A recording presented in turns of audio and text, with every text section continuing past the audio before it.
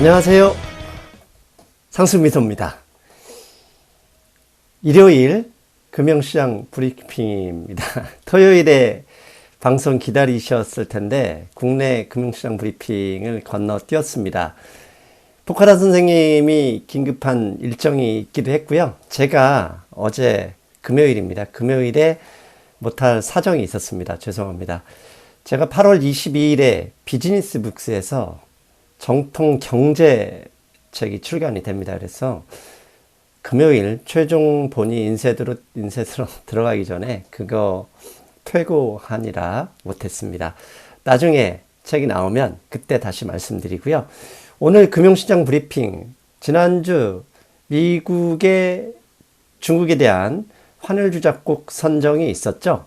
이 환율조작국 선정으로 인해서 미국이 원했던 것과 전혀 다른 결과가 나오고 있고, 오히려 그것 때문에 트럼프 대통령이 코너로 점점 몰린다, 이런 생각을 할 수 있는 일들이 벌어지고 있습니다. 그에 대해서 이따 뒷부분에 토마스 류 선생님과 인터뷰에서 자세하게 짚어보고요.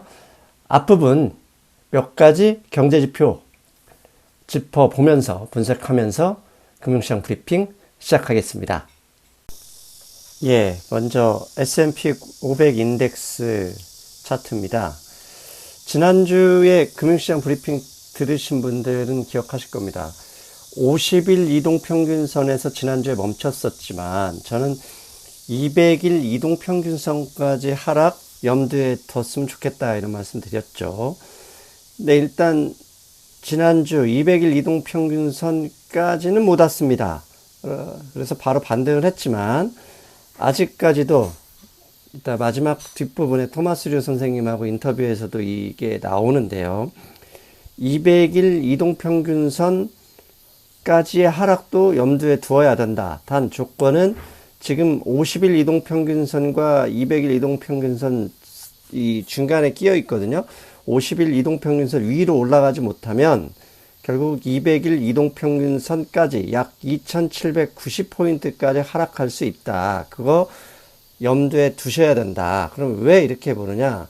지난 1년 동안에 보시면 200일 이동평균선에서 반등을 하거나 작년 10월에서 12월까지 다우지수 약 5500포인트가 빠졌을 때 200일 이동평균선 밑으로 꺾여졌었습니다. 저 부분, 그러니까 지금까지 최근 2년 동안의 주가 흐름은 200일 이동평균선에서 지지하느냐 못하느냐, 이 흐름이었어요. 그러니까 이번에도 크게 다르지 않을 것이다 라는 것이라 저는 생각을 합니다.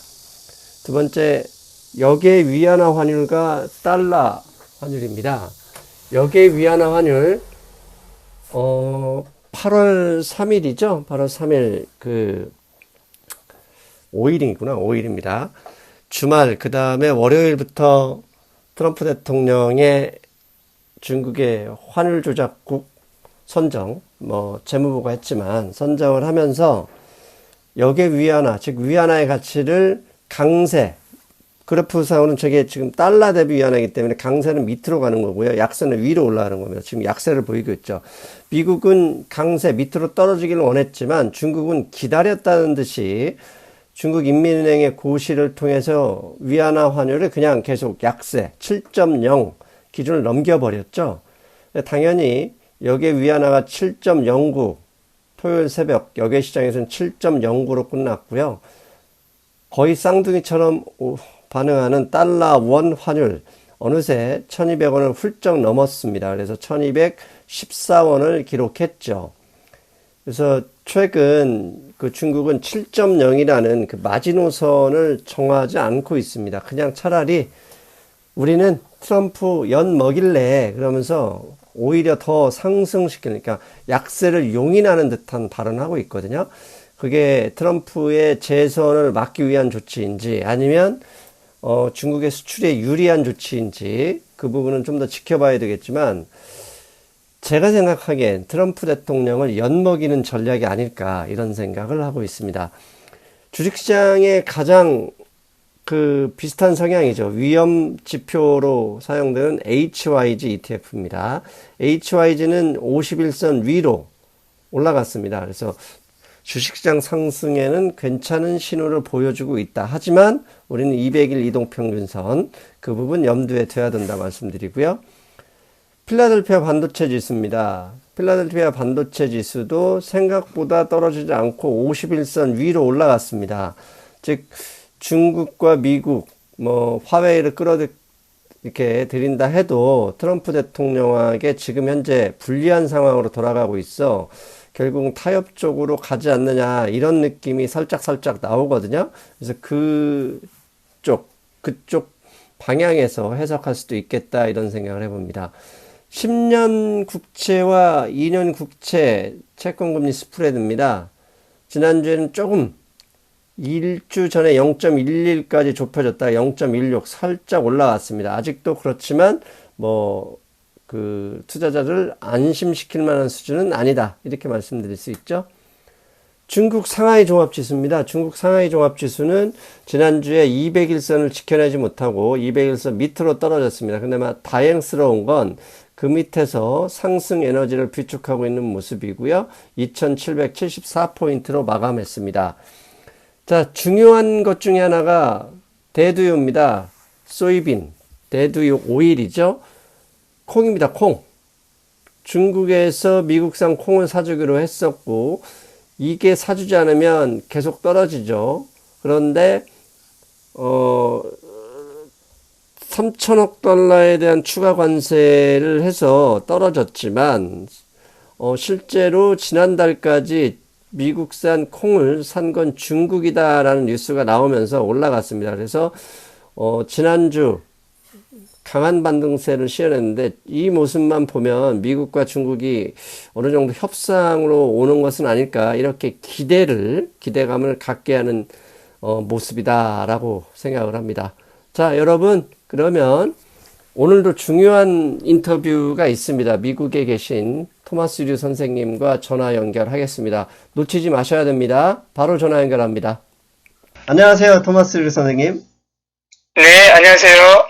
예, 지난주 미국이 중국을 환율 조작국으로 선정하면서 미국 증시는 증시의 선행지표로서 위안화를 선택한 느낌입니다. 위안화가 강세로 전환되면 주가가 오르고 하락하게 되면 주가가 빠지는 이 방향성이 있는데 미국 현지에서도 이걸 주목하고 있는 건가요?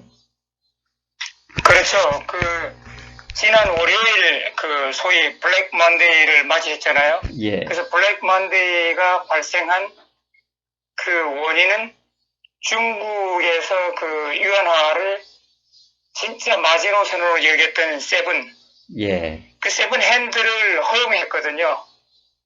그러자마자 미국 증시는 다우존스 기준으로 920포인트까지 폭락했었어요. 월요일 날에. 그러다가 740포인트 정도 마이너스로 이제 장을 마치긴 했는데, 미국 증시는 유안화가 세븐 핸드를 넘어선 것을 상당히 충격적으로 받아들였거든요. 그 얘기는 뭐냐면은 중국이 더 이상 미국의 무역 전쟁에 끌려만 다니지 않고 장기전으로 돌입했다 하는 징조로 받아들였거든요. 그래서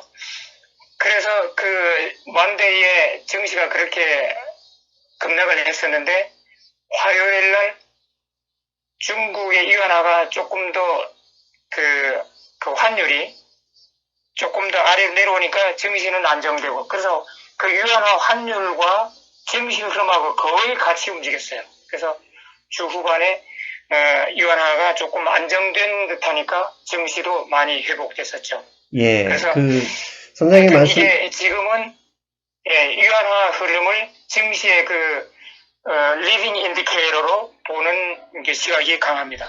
예.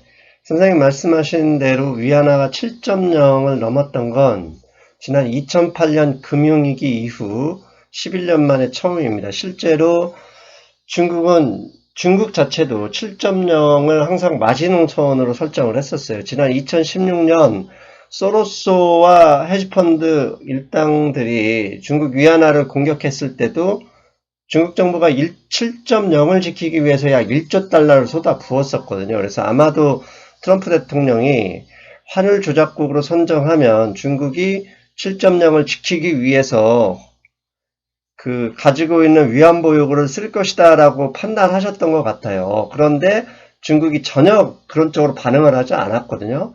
그래서 한편으로는 또 트럼프 대통령은 위안화 약세를 니들 돈 들여서 해봐라 하면서 그 달러와 인덱스 약세와 함께 그걸 노린 것 같은데 중국은 전혀 반응하지 않았거든요. 그래서 한마디로 이것은 어떤 전문가들은 이런 것을 볼 때 중국이 잘 됐다. 트럼프 입판에 내년 선거에서 트럼프 대통령의 낙선을 원하는 전략의 일환이다. 이렇게 해석하는 게 있는 것 같은데 선생님 보시기는 어떻습니까? 네, 저도 그렇게 생각합니다. 그 중국이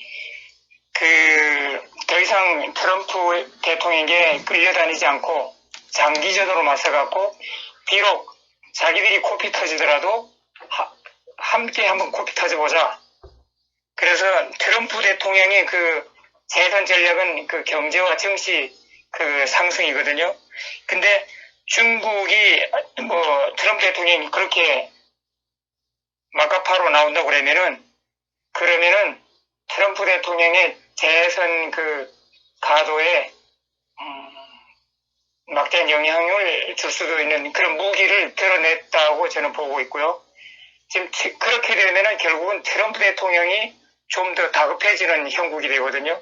그래서 중국은 진짜 만만디 전략으로 이렇게 하여튼 장기전으로 가는 것 같습니다.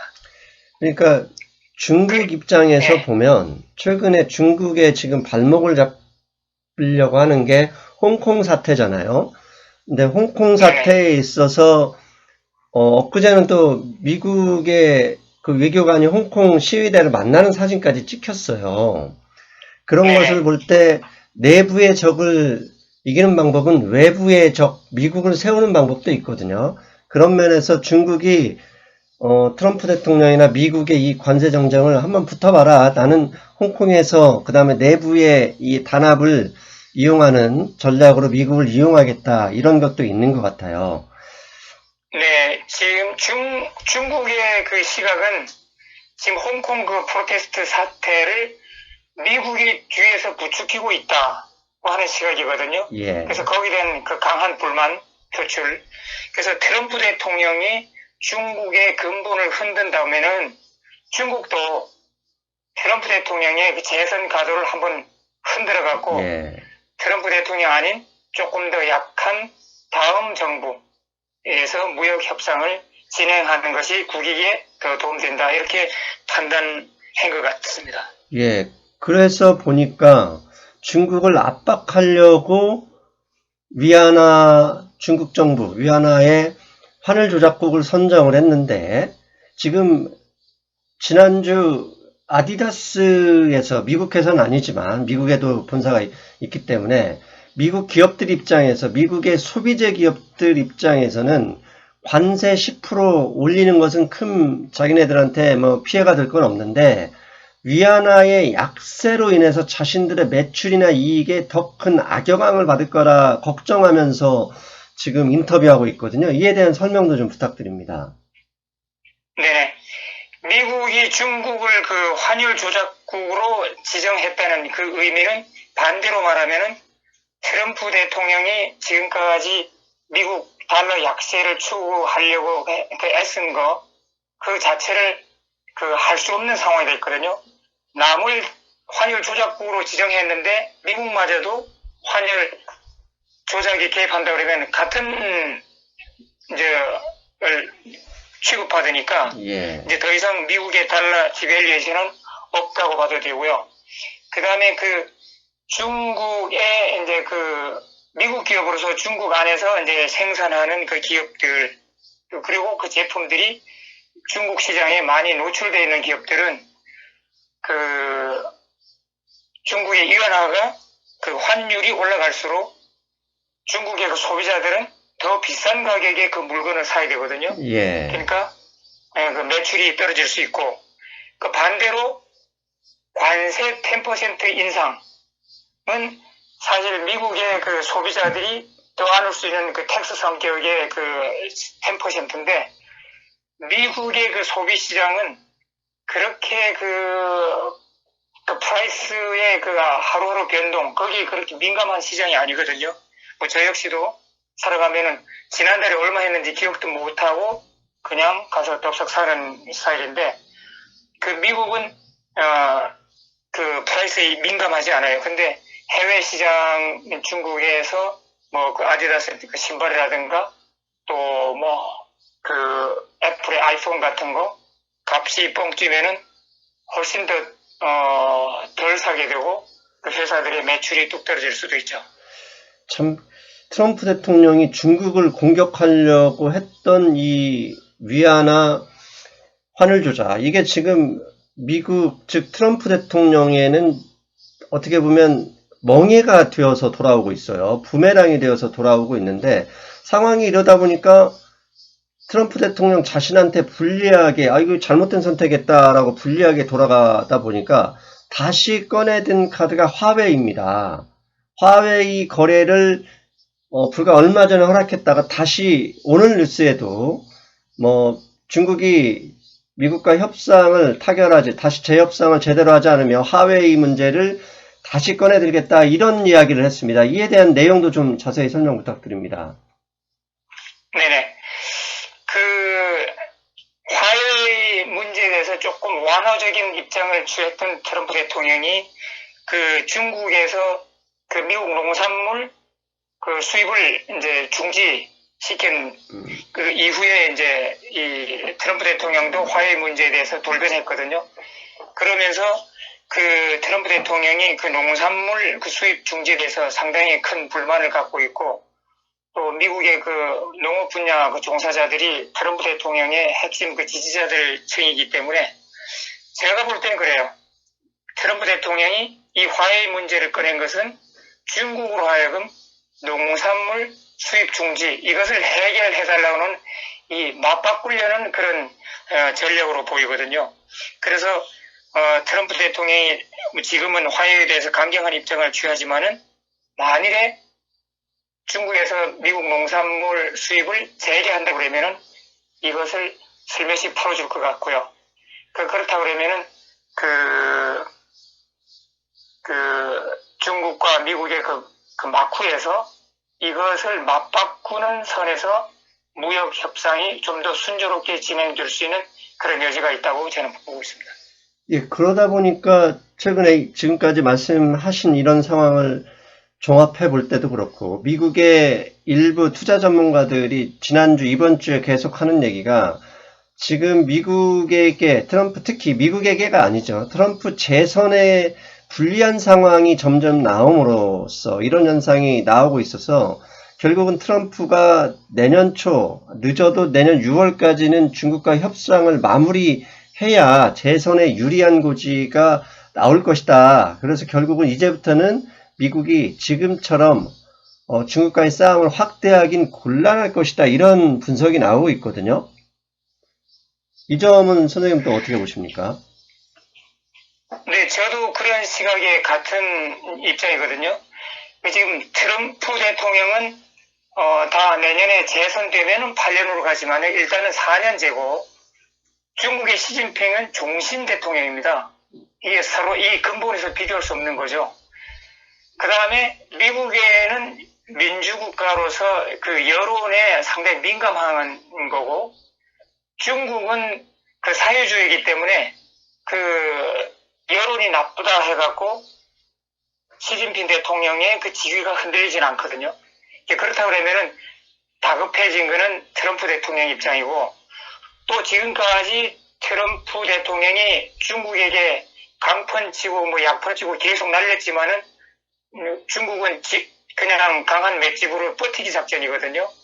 그렇다고 그러면은 점점 시간이 갈수록 트럼프 대통령은 시간에 쫓기고 더 조급해지고, 그러다 보면은 지금 아까 말씀하신 대로 미국의 그 유명한 그 경제 학부가 이제 그 와튼 스쿨에 있거든요. 와튼 스쿨의 제레미 시걸 교수님 같은 분은 내년 여름쯤에, 그러니까 즉 대통령 선거 직전에 미국과 중국이 무역 협상의 그 타결을 볼 수 있다. 이렇게 하면서 만일 타결을 못 보면은 트럼프의 재선 가도는 먹구름이 낄 수 있다. 이렇게 경고성 발언을 하셨는데 하여튼 제가 봐도 시간은 중국 편에 있다고 봅니다. 그러니까요. 사실 시진핑 주석이 나온 게 2013년. 그래서 원래 중국의 주석자는 10년 임기로 마감을 하는데 작년 하반기에 이 시진핑 주석이 자기네 헌법 개정을 하면서 종신으로 갈 방향성을 잡았어요. 그런데 그렇게 되면 중국 내부에 반발이 있을 텐데 그 반발을 어떻게 보면 트럼프가 잠재워졌다. 이렇게 볼 수도 있어요. 왜냐하면 미국이 우리한테 싸움을 거니까 뭉쳐야 된다. 이런 정치 슬로건이 나올 수도 있었거든요. 아무튼 트럼프 대통령으로서는 어떻게 보면 시진핑을 도와준 격이 아닐까. 이제는 그만 도와주고 한국 경제도 같이 도와줬으면 하는 생각입니다. 자, 그렇죠. 어느 나라든지 위기에 처하면 그 국민들은 단합하거든요. 예. 지금 한국, 일본 맞붙으니까 한국이 국민들이 단합하잖아요. 예. 마찬가지로 트럼프 대통령이 중국을 공격할수록 중국은 더 단합하거든요. 예. 그래서 결코 트럼프 대통령에 유리하지는 않다. 저는 그렇게 생각합니다. 예. 그리고 지난주에 위안화가 선행지표를 한 것뿐만 아니라 미국의 10년물 국채금리도 증시의 선행지표 역할을 했었다는 느낌이에요. 이에 대한 선생님의 설명도 좀 부탁드립니다. 네, 지금 뭐 각종 매체에 보면 2020년경 말에는 미국의 국채 10년물 금리가 0%까지 갈 것이다. 유럽이나 일본처럼 그렇게 전망하는 분들이 많거든요. 근데 최근에 보면은 안 좋은 뉴스가 사실 증시에서 예전에는 안 좋은 뉴스도 좋은 뉴스로 되고 좋은 뉴스도 좋은 뉴스. 근데 지금은 증시에서 안 좋은 뉴스는 안 좋은 뉴스로 그냥 반영되고 이제 더 이상 연준이 금리를 인하하고 뭐 부양적인 정책을 편다고 하는 게 그렇게 그런 좋은 뉴스가 더 이상 안 먹히거든요. 그래서 안 좋은 뉴스가 터지면은 국채 금리가 그냥 속절없이 하락해버려요. 그래서 지난 월요일에도 1.62%까지 했다가 지금 조금 반등해 왔는데 이 국채 금리가 큰 폭으로 하락할 때마다 증시 투자자들도 같은 공포를 느끼고 내던지는 양상을 보이거든요. 그래서 지금 현재 글로벌 이코노미가 얼마나 슬로우다운 하는지 그 영향에 따라 갖고 미국도 얼마나 리세션 위험으로 가까이 가고 있는지 거기에 따라 갖고 투자자들이 가늠을 하는데 하여튼 10년물 국채금리 이것이 선행지표 역할을 하고 있는 건 분명합니다. 그런데 선생님 지난 일주일 내내 떨어지기만 하던 미국의 10년 국채 금리가 오늘 상승을 했어요. 이건 좀 이제 반대쪽 방향, 즉 증시에도 호재로 작용할 징조다라고 이렇게 해석할 수 있을까요? 네, 이번 주 증시가 급락할 때 국채 금리도 함께 급락했었거든요. 그리고 이제 어저께 증시가 상승할 때는 국채 금리가 그렇게 상승을 안 하다가 오늘 사실 미국 증시가 아침에 상당히 급락을 하고 오후에 좀 많이 회복했지만은 그래도 다우존스가 90포인트, 나스닥 같은 경우는 1% 하락한 채로 마감했는데 지금까지 지난 한 달 이렇게 텀으로 볼 때 오늘은 반대 현상이 났어요. 증시가 하락하고 있는데도 불구하고 국채 금리가 상당히 큰 폭으로 상승하고 있는 게 발견됐는데 이 점에 대해서는 애널리스트들은 사실 어느 상품이든지 언제까지 올라갈 수는 없잖아요. 그렇죠. 그래서 국채 금리가 있으면 반대는 국채 가격인데 국채 가격이 너무너무 과도하게 지금 상승했는데 이것이 한번 조정을 맞을 수 있다. 그래서 국채 금리가 10년물 국채 금리 1.62% 바닥을 찍고 지금 오늘 1.73인가요? 어디 거기로 끝났는데 제가 차트를 보니까 그 인버스 헤드 앤 숄더 그것을 그려가고 있는 것이 눈에 보이더라고요. 그래서 이것이 뭐 장기적인 흐름은 아니겠지만은 단발 그 쇼텀으로 그 한번 크게 리버설이 일어날 것 같은 조짐이 보이고 있습니다. 예. 그렇다면 요즘 변동성에 겁먹고 있는 우리 투자자들 입장에서는 긍정적인 신호가 될 수도 있겠다 생각을 합니다. 한편으로는 또 그렇죠. 네. 트럼프 대통령이 재단이 있는 것 같은데 재단이 빚이 대출이 좀 많은가 봅니다. 연준이 금리를 0.25% 즉 기준금리를 인하할 때마다 이자 비용 약 100만 달러 정도 절약이 된다. 그래서 그것 때문에 트럼프 대통령이 연준을 압박하는 거 아니냐 이런 이야기도 있던데 이것 좀 설명 좀 부탁드리겠습니다. 네네. 그 블룸버그 그 닷컴 거기는 트럼프 대통령의 그 조금 뭐 반감은 아니지만 좀 비판적인 기사를 많이 쓰는 그 뉴스 매체인데 거기서 제가 읽어보니까 트럼프 그 비즈니스 전체에서 1년에 그 대출 이자를 무는 게 17 밀리언 달러래요. 근데 지난번에 연준에서 0.25% 금리 인하하는 바람에 16 밀리언 달러만 내도 된다. 즉 그 말은 0.25% 금리 인하할 때마다 트럼프 비즈니스 그 재단은 1 밀리언 달러를 돈을 덜 내도 된다는 거죠, 이자를. 그래서 그 블룸버그 거기에 그 애널리스트는 트럼프 대통령이 연준에게 그렇게 금리를 인하하라고 그 독촉하는 것이 혹시 자기 비즈니스 이자를 덜 물려고 하는 게 아닌가 그런 기사 썼는데 사실은 인간적으로 그 트럼프 대통령이 그 비즈니스 전체의 그 헤드잖아요. 예. 헤드 입장에서 그게 사실 그 많이 돈 남는 비즈니스가 아니거든요. 그 호텔 사업, 뭐 예. 부동산 사업, 뭐 골프 그 돈 남는 사업이 아닙니다. 그 적자투성인데 거기서 1년에 이자를 1 밀리언 달러 세이브할 수 있다는 것은 이게 상당히 큰 세이버거든요. 그래서 그런 면도 없지 않아 있을 것 같다는 생각도 듭니다. 예. 결국은 오늘 보니까 트럼프 대통령이 다음 연준 미팅에서 1% 금리를 인하해라. 아주 또 그렇게 빡빡하게 숫자까지 제시했더라고요. 역시 네. 다 트럼프입니다. 그리고 지금까지 비관론자 대표 선수 우리 레이 달리오 이분이 갑자기 이번에는 중국에 투자라고 권고하고 나섰습니다. 이건 또 무슨 일입니까? 네네. 그 레이 달리오는 그 세계 최대 헤지펀드 그 헤드죠. 예. 이제 이분이 그 말씀의 그 주장은 그거예요. 대영 제국 시대에는 영국에 투자해야 되는 게 맞고 미국 전성기 시대에는 미국에 투자하라.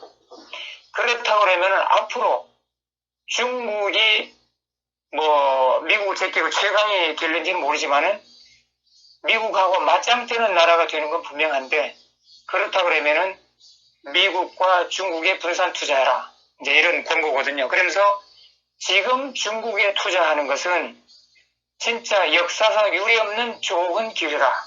이렇게 강조했더라고요. 다 진짜 100년 만에 한 번씩 올 수 있는 그런 절호의 찬스다. 이제 그런 조언을 주셨는데 제가 봐도 그래요. 지금 중국과 미국의 그 GDP 차이가 한 80% 중국이 미국을 따라왔거든요. 그런데 지금 중국의 GDP는 매년 6% 성장하고요. 미국은 약 2% 성장하잖아요. 그 말은 중국이 한 1년에 한 4% 정도 더 빨리 성장한다는 얘기예요. 그렇다고 그러면은 약 4년 내지 5년 후면은 중국의 GDP가 미국을 GDP를 능가할 수 있다는 거죠. 그럼 GDP상으로 5년 후는 이대로만 간다 그러면 중국이 세계 최대 경제 대국이 되는 거예요. 그래서 그 이유는 제가 뭐 감히 개싱을 못하겠지만은 그것만 해도 중국의 투자 기회는 지금 진짜 절호의 찬스 같다는 생각이 듭니다. 예, 그것 저도 상당히 일리 있는 이야기다라고 보는 게 중국의 지금 저축률이 거의 50%입니다. 미국의 저축률은 뭐 2%도 안 되고, 즉 경제가 발전할수록 저축률은 떨어집니다. 저축률이 떨어진다는 얘기는 소비가 늘어난다는 얘기거든요. 중국 내수 입장에 내수가 중국 경제의 70% 가까이 65%를 차지하는데 저축률을 1%만 떨어뜨려도 중국 경제 이 소비 경제 내수는 바로바로 커질 수 있어요. 그러니까 그런 점도 염두에 뒀으면 하는 생각이고요. 자, 이제 마무리할 시간인데 중국의 그 어마어마한 인구, 예, 그다음에 현재 그 중국 증시 인덱스 뭐 2,780인가요? 예. 그거 진짜 중국으로서는 그 포텐셜이 큰 나라라고 저는 보고 있습니다. 예, 맞습니다. 예, 말씀하세요. 7월 20일에 그 시작된 중국판 나스닥도 그의 일환이다라고 저는 보는데요. 이거 언젠가 방송을 통해서 말씀을 드리겠습니다. 자, 네. 그 사람들 제가 최근에 메일을 받은 것 중에 증시 폭락에 대한 우려감을 하길래 제가 이런 답변을 드렸어요. 작년 10월에서 12월 동안 다우지수가 5,500포인트 빠졌었다. 근데 빠지는 이유가 경제 위기를 가져올 부채 위기 내용이 없으니 나는 미국 주식을 좀 사야 되겠다 했던 게 작년 12월 말인데, 원래 사람들이 기억력이 되게 이게 좋을 것 같은데 그렇게 좋지 않습니다. 왜냐하면 이번 조정에서 2,500포인트 정도 하락했는데 또 겁먹고 다 팔겠다 이런 말씀을 하시거든요. 현재 상황에서 지금 미국 증시가 200일선 위에서 그냥 안정적인 조정 모습을 보이고 있는데, 어제 그저께 이렇게 약간 상승하는 것은 어느 정도 조정을 마쳤다고 봐야 하는 것인지, 향후 증시에 대한 조언을 마지막으로 좀 부탁드리겠습니다. 네네. 지금 미국 증시에는 지금 악재가 어느 정도 대충 다 노출된 상태거든요. 그래서 증시는 거의 다 그 악재를 반영하고 있다. 저는 그렇게 보고요. 근데 그 증시가 그리고 있는 그 차트만 보면은 51선하고 200일선 안에 있거든요. 근데 만일 다음 한 주 미국 증시가 그 S&P 500 인덱스 기준으로 해서 51선을 상향 돌파를 못하고 경고를 한다고 그러면은 저는 한 번 더 하락이 올 것 같아 하는 생각 들어요. 그래서 그 증시 용어로 A, B, C 중에서 지금 A 끝나고 B 지금 그리고 있는데, 그것이 51선을 뚫고 올라가지 못하면은 C 파동이 한번 일어나갖고 지난번에 그 8월 초부터 하락했던 그 하락폭만큼 다시 하락할 수 있다. 그러면은 2,750 정도, 그 정도까지 하락하고 거기가 바닥이 아닐까. 저는 그런 생각하고 있고요. 그러나 지금 뭐 트럼프 대통령이 휘두르는 그 무기들 앞에 우리가 감히 뭐 장래를 예측을 할 수가 없거든요. 그래서 만일 이게 미중 간에 더 이제 격화돼 갖고 그 관세를 25%까지 상향 때린다 그러면은 이거는 우리가 감히 예측을 못 하겠고 작년 말 수준까지 하락할 여지는 있다고 봅니다. 예, 결국은 트럼프 대통령의 트윗을 열심히 잘 보고 있자, 이게 결론인 것 같습니다. 네, 그렇죠. 예, 선생님 오늘도 트럼프 대통령의 그 최근 행보, 저도 사실 좀 피곤하고요.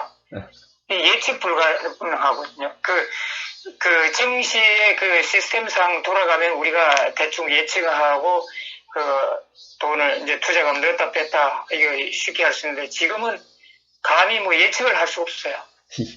예, 지난주에 CNBC 기사에서도 미국의 애널리스트들이 분석할 필요 없이 트럼프의 트윗을 보면 된다 이러고 불만을 표출했다는 기사를 본 적이 있었는데. 네, 맞습니다.